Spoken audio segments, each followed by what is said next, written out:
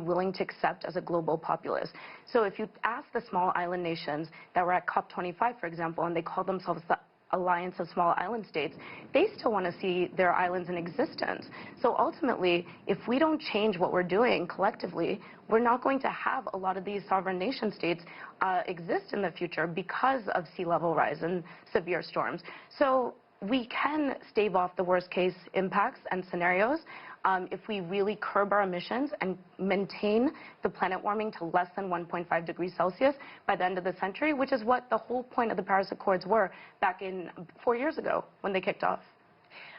We know that climate change has been such a huge headline story this past year with COP25 talking about Paris, and then we have this teenager from Sweden who was on the cover of Time magazine, Person of the Year.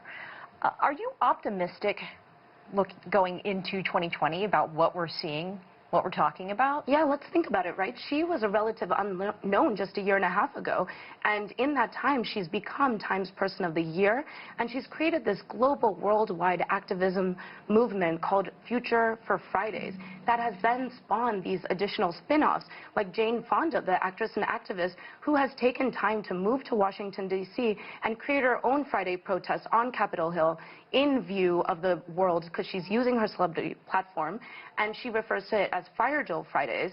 And then we have women leading so many different initiatives, whether we're talking about using the power of procreation, so the birth strike movement, procreation futures. These are the types of different women's groups that are really taking power into their hands to say that we don't have to sit back as bystanders and witness the planet warming and all of the impacts that are going to come with it, but we are going to now contribute our voices and our communities to coming up with creative solutions to the climate crisis.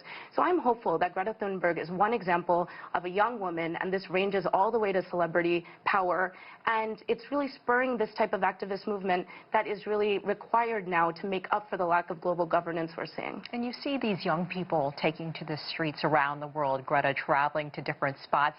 Are world leaders listening to her and other young people? Do you think they're getting through?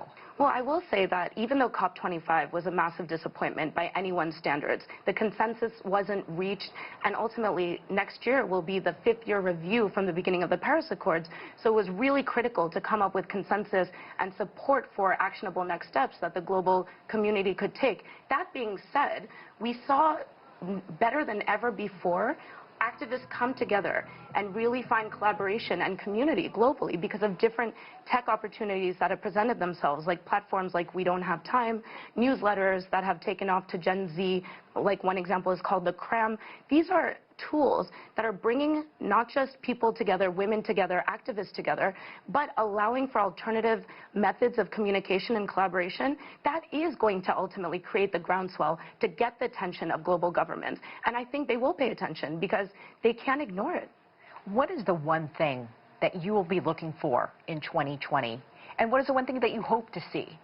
I really hope to see this continued communication between the journalism community, the governance communities, and generations to continue to have this real collaborative effort to ensure that all of the shared goals are moving forward, which is to make sure that all of these different regions and nation states, local governments, companies, whatever sort of affiliation that you can contribute to be a part of, maintains their sustainability promises, which is to stay net neutral by 2050. We do not want to get beyond, we don't want to emit carbon, but we want to get to neutral carbon emissions and even perhaps get to negative carbon emissions.